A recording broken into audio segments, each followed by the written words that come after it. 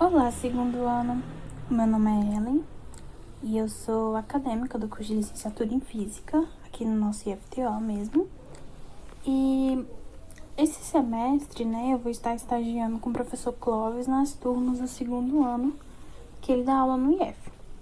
Então, por vezes eu vou estar resolvendo exercícios para vocês, vou estar dando monitoria e por aí vai, né? Então, hoje eu separei para vocês duas questões que estão na lista 1 de vocês, de calorimetria, né? O professor Clóvis passou. E aí eu peguei duas questões que eu achei assim... Na verdade, o professor achou que geralmente elas são mais complicadas, né? E ele pediu pra gente estar resolvendo. Então, eu vou resolver a questão 15 e a 17 da lista 1 de vocês.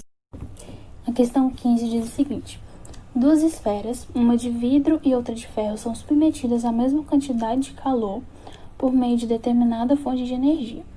Sabe-se que o calor específico sensível da esfera de vidro vale 0,20 calorias por grama grau Celsius e o da esfera de ferro vale 0,11 também em calorias por grama grau Celsius.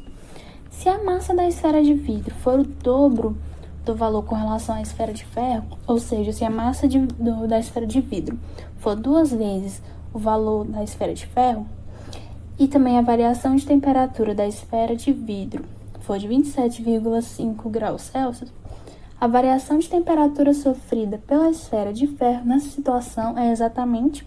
Aí nós temos aqui 5 alternativas e a gente vai resolver para tentar descobrir qual dessas alternativas é a correta. Então, eu coloquei aqui os dados da questão, né? Ela fala que a quantidade de calor é o mesmo, né? Entre o vidro e o ferro. Ele também me dá o calor específico do vidro e o calor específico do ferro. Ele me dá também que a massa do vidro é 2 vezes a massa do ferro.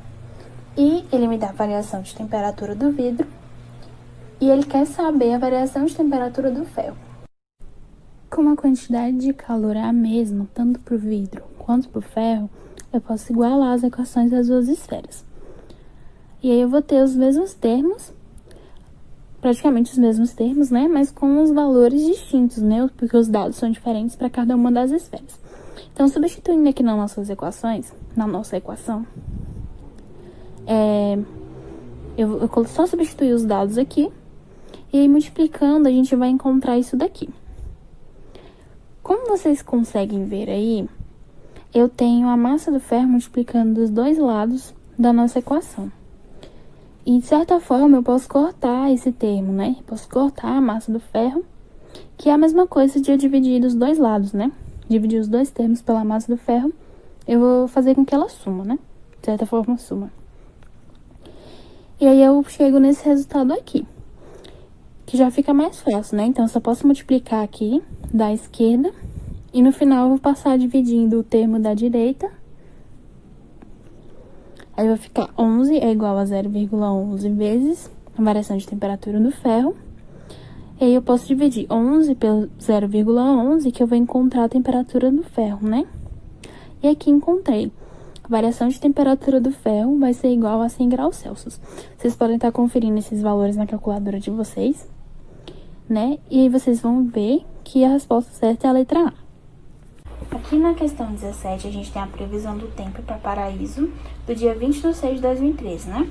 Em que a temperatura máxima seria de 33 graus e a temperatura mínima de 21 graus, com uma variação aí de 12 graus Celsius, né? E aí a questão quer que você imagine um recipiente contendo 100 kg de água em equilíbrio térmico com o ambiente externo. E que esse recipiente ele seja colocado sobre incidência solar, considerada constante em 500 watts por metro quadrado, ou seja, essa seria a potência, né?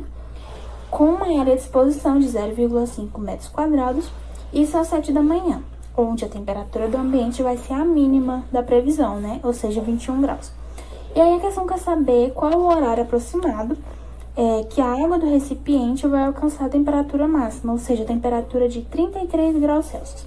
E aí a questão nos dá o calor específico sensível da água, que é 4,18 kJ por quilograma Kelvin, né? A gente tem 5 alternativas e nós temos que descobrir qual vai ser o horário aproximado.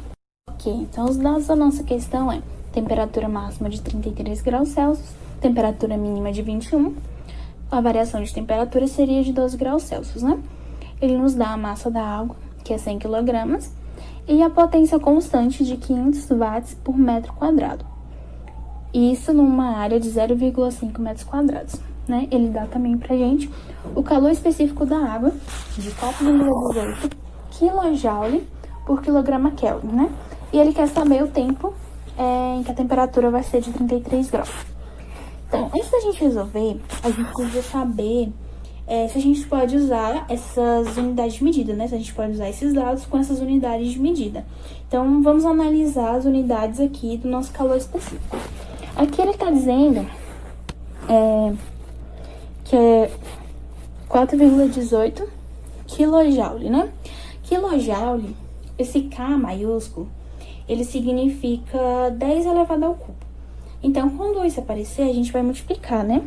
Por 10 ao cubo. No caso, aqui a gente vai multiplicar 4,18 vezes 10 ao cubo. E a gente vai achar o nosso calor específico de 4.180 joule por quilograma Kelvin, certo? Qual é o nosso próximo passo que a gente vai analisar? Quilograma. O quilograma tá tranquilo, né? A massa da água já tá em quilograma, já são 100 quilogramas, então a gente vai deixar desse jeito. E o próximo termo, a próxima unidade de medida seria Kelvin. Vocês estão vendo que as nossas temperaturas estão todas em graus Celsius, né? Então, o que a gente vai fazer? A gente vai converter, né? De graus Celsius para Kelvin, né? Errado. A gente não vai fazer isso. Por que a gente não vai fazer isso? Se a gente fosse converter, a gente precisava só somar mais 273, né? Que a gente encontraria a temperatura em Kelvin. E o contrário, se fosse ao contrário, né? Mas, como a gente está trabalhando com variação de temperatura, a gente não vai fazer essa conversão desse jeito. Porque esse tipo de conversão é para temperatura e não para variação de temperatura. Então, no caso da variação de temperatura, a gente vai ter assim, né? Que a variação de temperatura em graus Celsius é a mesma variação de temperatura em Kelvin. Então, a gente não vai ter alteração. A gente vai continuar usando esse 12 normal. 12 graus Celsius ficam 12 kelvins. Outra coisa que a gente precisa analisar é a nossa potência. A questão é pra gente que a potência é de 500 watts por metro quadrado, né? Então, a gente faz uma regra de 3 simples. Se 500 watts a gente tem em 1 metro quadrado, quantos watts de potência a gente vai ter em 0,5 metros quadrados, né? Resolvendo essa regra de 3, a gente encontra uma potência de 250 watts, né? Que é a potência que a gente vai usar no caso dessa questão. Então, vamos lá resolver. A gente vai usar duas equaçõezinhas que você já conhece. Equações do calor sensível, né? Que é aquela principal, que é a massa vezes o calor específico, vezes a variação de temperatura, e também uma outra que conta com a potência vezes uma variação de tempo, né? Então, vamos lá. As nossas duas equações, vamos igualar as duas, né? Porque as duas se tratam do calor sensível. Então, a gente pode igualar as duas equações. E aí, a gente vai ter isso daqui, né? E substituindo os valores dos dados que a gente tem, vai ser o seguinte, né? 250 vezes a variação do tempo, que a gente não sabe, que é o que a gente quer descobrir, né? Igual a 100, que é a massa, vezes 4.180, vocês não podem esquecer desse detalhe, vezes 12, que vai ser a nossa variação de temperatura, né? Resolvendo essas multiplicações, a gente vai ver que 250 vezes a variação de tempo vai ser igual a esse valor gigantesco, né? E aí, agora a gente vai ter que dividir para poder achar o tempo em segundos, né? Dividindo 5.016.000 por 250, a gente vai encontrar 20.064 segundos. Vocês podem estar conferindo esses valores na calculadora de vocês. Só que a gente não precisa do valor em segundo, a gente pode colocar o valor em horas, né? Então, pra gente achar o valor em horas, a gente precisa primeiro dividir por 60. E a gente vai encontrar 334,4 minutos, que também não é o que a gente quer. Vamos dividir novamente por 60, e a gente vai encontrar 5,57 horas. Tá, 5,57 horas. A gente não tem essa opção nas nossas alternativas. Mas a gente tem que lembrar que o recipiente é colocado no sol às 7 horas da manhã.